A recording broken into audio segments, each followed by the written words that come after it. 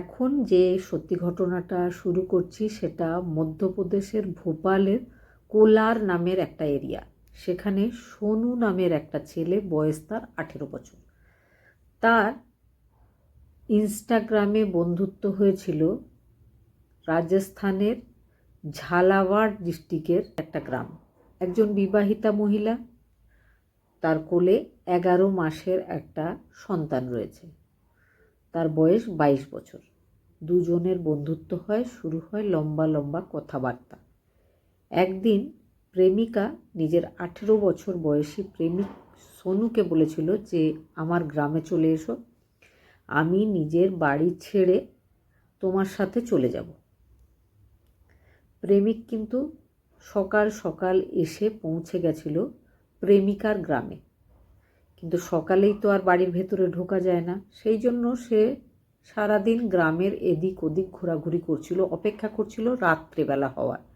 রাত হলে সে নিজের প্রেমিকাকে সঙ্গে তার 11 মাসের সন্তানকে নিয়ে ভোপালের উদ্দেশ্যে রওনা হবে, এমনটাই প্ল্যানিং ছিল। আর দিনটা ছিল 17ই জানুয়ারি 2026। কিন্তু গ্রামের ব্যাপার, আশেপাশের প্রতিবেশীরা, এরিয়ার লোকজনেরা, দোকানদাররা সারাদিন ধরে একটা বাইরের ছেলেকে এসে ঘোরাঘুরি করতে দেখছিল। বিভিন্ন লোক তাকে বারবার নানা রকম প্রশ্ন করে, তুমি কে, কোথা থেকে এসছো, কী কাজ। সে এক একজনকে এক এক রকম উত্তর দিয়েছিল। লোকজনের সন্দেহ হয়েছিল, তাকে ধরা হয়েছিল, ধরে তাকে বেঁধে রেখে তাকে এবার জিজ্ঞাসাবাদ করা হয় যে কারণটা কী। 18 বছর বয়সী প্রেমিক সোনু শেষ পর্যন্ত বাধ্য হয়েছিল গ্রামবাসীদেরকে সমস্ত ব্যাপারটা বলতে। সবাই জানতে পেরেছিল কী কারণে সোনু সারাদিন ওই এরিয়াতে ঘোরাঘুরি করছে। এবার প্রেমিকার যে হাজব্যান্ড, সে ব্যাপারটা জানতে পেরেছিল। সে এবার সোনুকে নিজের সাথে নিজের বাড়ি নিয়ে গিয়ে বেঁধে রেখেছিল। নানা রকম ভিডিও তৈরি করেছিল, মারধর করেছিল। যখন যখন মারধর করেছিল সেই ফটোগুলো তুলে রেখেছিল।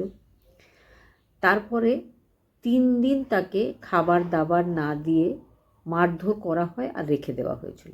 সঙ্গে করা হয়েছিল আর একটা কাজ, সেটা হচ্ছে